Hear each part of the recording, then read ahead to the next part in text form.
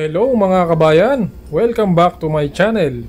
At ngayon ang lulutuin natin ay adobo with banana blossoms and pineapple. At ito yung ating mga ingredients. Ang ating pork liempo, banana blossom, sibuyas, bawang, at yung ating pineapple slice. At syempre meron tayong suka, oyster sauce, toyo, paminta, meron din brown sugar.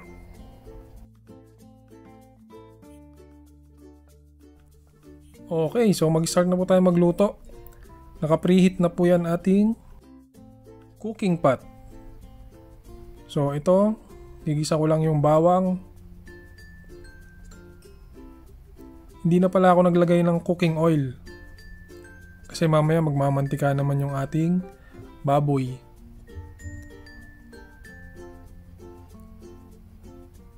So ayan, lutuin lang natin ng konti. Tapos lagyan natin yung ating baboy. Yan, ito po ay 2 kilo. 2 kilo ng liempo. So haluin lang muna natin.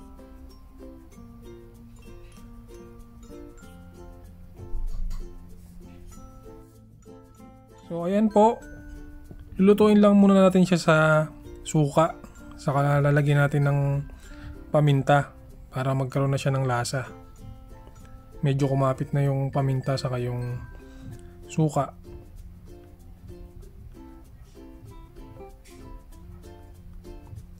Habang pinapalambot natin siya, yun muna yung ititimpla natin.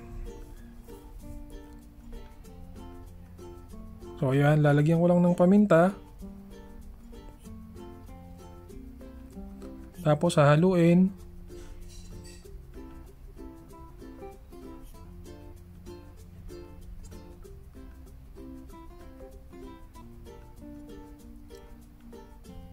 Favorite ko ang adobo mga kabayan. Kaya nagluto ulit ako ng adobo ng ibang recipe, ibang version. Maraming klase kasi ng adobo, di ba? So ito, lagyan muna natin ng suka.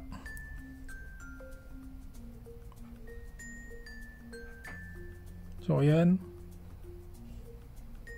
Yan, mga 5 kutsarang suka.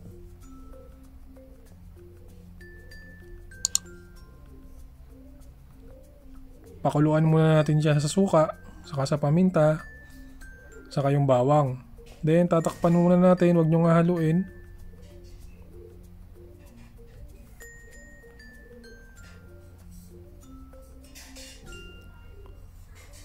Okay. So check natin yung ating pork.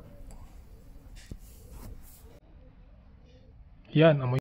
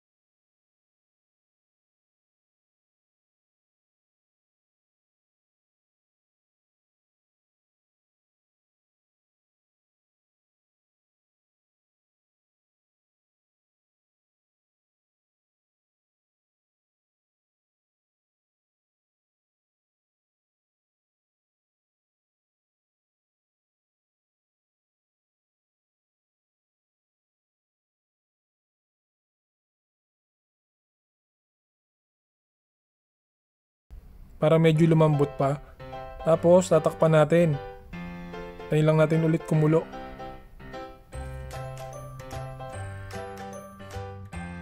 Okay, so ayan. May konting sabaw na. So yung paglalagay naman ng sabaw, depende po yun sa inyo kung gaano karaming sabaw yung gusto nyo. So ayan, nilagay ko na yung ating banana blossom. Saka yung ating pineapple. Ayan, kasama yung sabaw ng pineapple. Ayan, tapos haluin lang natin. Hintayin lang nating maluto yung bulaklak.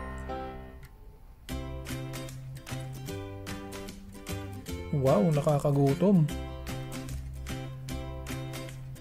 Shoutout nga pala dyan sa mga taga Bulacan, sa mga taga San Miguel, dyan sa kapatid ko sa Salakot, yung pinaka-sexy kong kapatid, si Ate Weng, na masarap din magluto. So ayan, halo lang. Hintayin lang natin yung maluto, siguro mga 5 minuto kabayan. Tapos pwede na tayong kumain. Dad, I'm hungry. Okay, so tatakpan lang natin.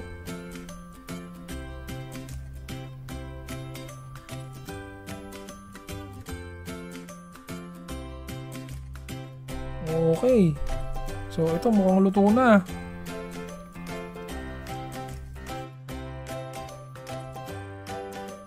Sarap nito oh. Kain tayo mga kabayan. I-try nyo po itong recipe na ito. Sigurado magugustuhan nyo. Okay, so ito na po. Yung ating adobo with banana blossom and pineapple. Tikman natin kung gaano kasarap.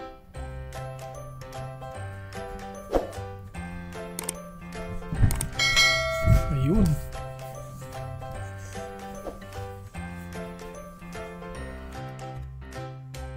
Parang yung plato pa yung nagdala eh.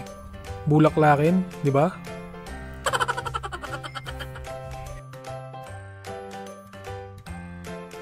Okay.